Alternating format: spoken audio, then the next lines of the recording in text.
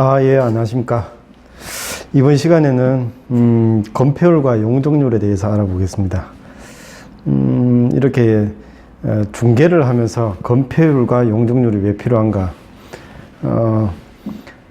일단은 이제 집이나 건물을 보면, 땅에 대해서 어떻게 지어져 있는가, 그리고 저 땅은 가치가 있을까, 이런 쪽에 의문을 가지실 텐데, 그런 거를 판단하시는데 건폐율과 용적률이 상관이 있습니다. 우선은 이제 의미를 한번 알아보겠습니다.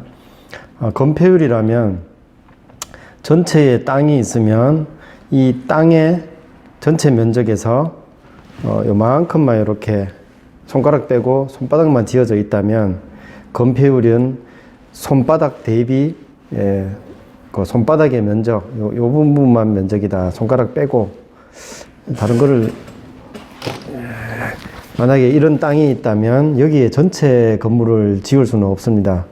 전체 100%나 그 이상을 짓게 되면 옆에 건물하고 붙어버리니까 건폐율 규정을 만들어 놨습니다. 만약에 건물이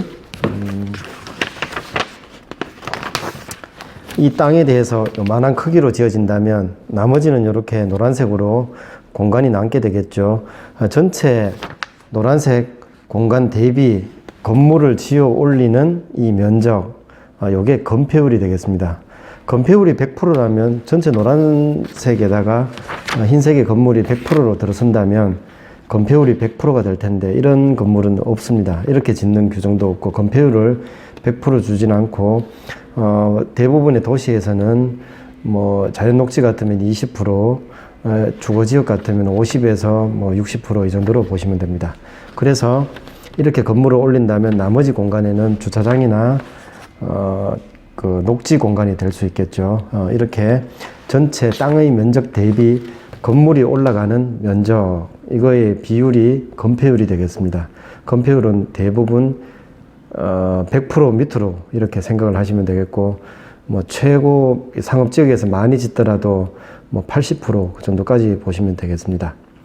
그리고 용적률은 무엇이냐 하면 이렇게 건물을 올리는데 건물이 층수가 더해지겠죠. 이렇게 1층, 2층, 3층, 4층, 5층 이렇게 몇 층 쌓게 되면 이 바닥 면적, 땅 면적에 대해서 건물이 1층, 2층, 3층, 뭐 10층까지 되어 있다면 그 전체 층 간의 층별로 있는 면적을 모두 다 합해서 이 땅 면적에 대해서 비율이 얼마냐 이렇게 보는 거지요.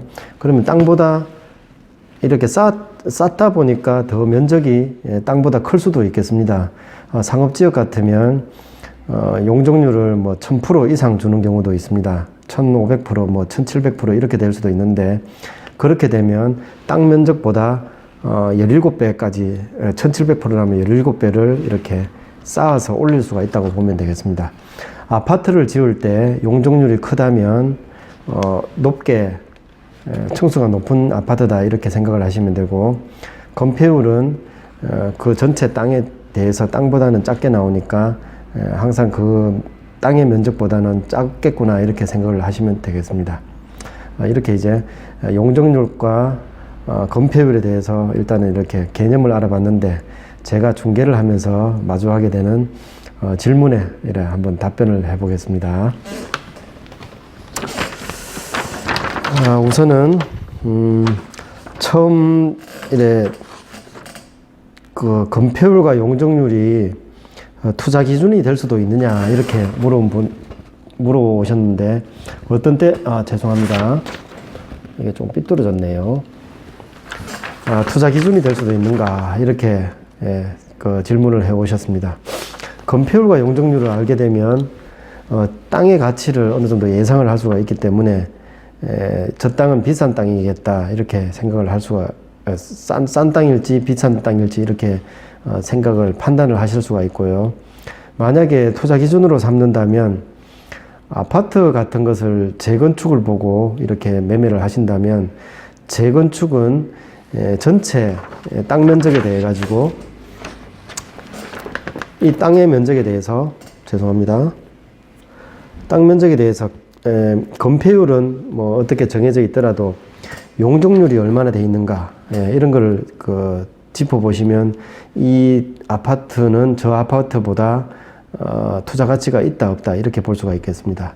아파트의 투자에 있어 가지고는 등기부 같은 거 열람을 해보시면 이 아파트 몇 평의 아파트에 따라오는 대지 지분이 얼마다 이렇게 나와 있습니다. 그 대지 지분은 전체 아파트를 지을 수 있는 땅의 면적이라고 볼 테니까 그 아파트의 대지 지분이 면적이 크다면 투자 가치가 더 있을 것이고, 그리고 건폐율과 용적률이 기준으로 정해놨는 그 땅의 아파트의 그 용지의 기준이 만약에 건폐율이 20%, 건폐율이 만약에 50%인데 20%로 지어져 있다면 30%까지는 더 넓게 지어도 되겠구나 이렇게 예상을 하시면 되고요.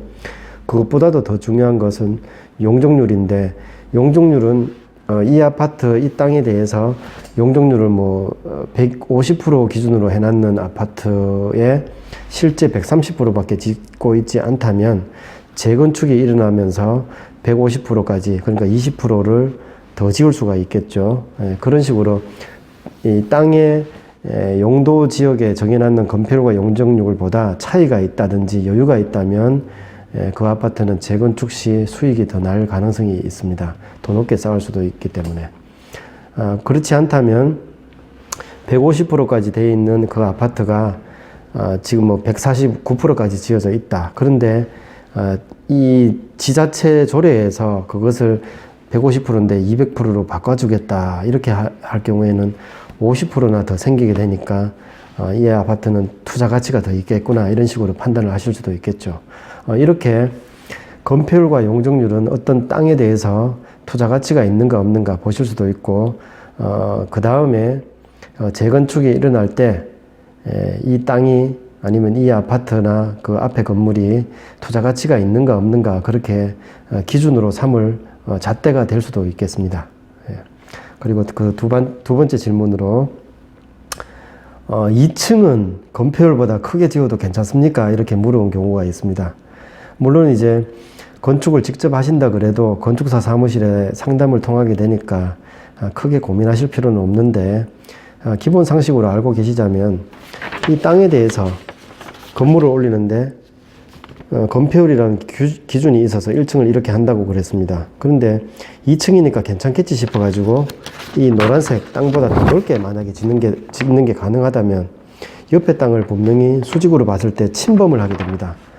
그래서 2층이나 3층 그 이상이 되더라도 건폐율을 100% 넘기는 그런 건물은 지을 수가 없습니다. 그래서 그 질문에 대한 대답은 불가능합니다. 이렇게 생각을 하시면 되겠습니다. 그리고 또 세 번째 질문으로 건폐율과 용적률은 어디서 알아볼 수 있습니까? 이렇게 물어왔습니다. 건폐율과 용적률이 얼마인가, 내가 가진 땅에 대해서 어떻게 그 건폐율과 용적률이 정해져 있는가 아실라 그러면 지번을 보고 그 지번에 대해서 어디 열람을 해서 이렇게 알 수도 있는데, 최근에 생겼는 그 택지주구 같은 데는 지구 단위 계획으로 그게 나와 있지만 그것도 이제 열람을 하셔야 되고, 아니면 가장 이렇게 쉬운 것은 시군구청에 가서 그 이제 어떤 지번의 땅에 대해서 용적률과 건폐율이 궁금합니다 하면서 이렇게 상담을 하시면 건축가 같은 데서 이렇게 그 땅은 건폐율이 얼마입니다, 용적률이 얼마입니다 이렇게 가르쳐 주실 겁니다. 그렇게 열람을 하실 수가 있습니다. 그리고 그 다음 네 번째 질문으로 지하층은 용적률에 들어갑니까? 이렇게 물어온 경우가 있습니다. 이것은 물어왔다기보다는 제가 이제 지하층이 좀 특별한 경우입니다 하면서 이렇게 설명을 드리는 겁니다. 용적률을 산정을 할 때 포함이 되지 않는 부분이 있습니다. 아까 말씀드렸듯이 이렇게 이제 1층부터 쌓아 올릴 때 이 바닥 면적을 다 합쳐서 땅 면적 대비 용적률이 얼마인가 이렇게 본다 그랬는데, 거기에 포함되지 않는 바닥 면적이 있습니다. 그것은 지하의 면적, 지하 1층이든 2층이든 이런 쪽은 그 용적률 기준에 포함이 되지 않습니다. 그래서 용적률을 만약에 뭐 200%로 지을 수 있습니다 하는 어떤 땅이 있다면 거기에 지하층을 파가지고 뭐 용도에 맞게 이렇게 어떤 건물을 짓는다면 그 면적은 포함이 되지 않는다고 보시면 됩니다.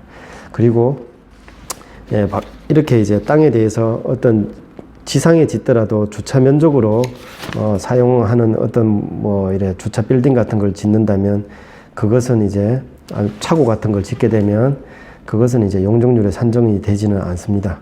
그리고 아주 고층 건물을 지을 때 중간에 이제 피난 장소로 넣어줘야 되는 그 피난 대피 장소 같은 층이 있습니다. 그런 쪽은 이제 용적률 산정에 들어가지 않는데 이거는 이제 일반 분들이 하기보다는 높은 건물을 지을 때니까 대부분 보통 그 사람들이 고민을 할 경우는 없을 것 같습니다. 그리고 이제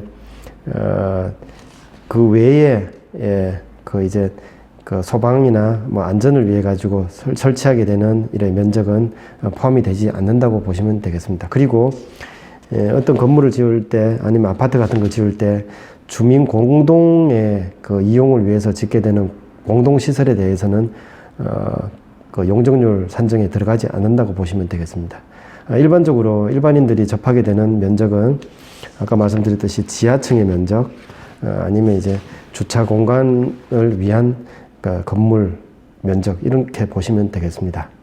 이렇게 오늘은 용적률과 건폐율 거기에 대해서 알아봤습니다. 감사합니다. 다음에 또 뵙겠습니다.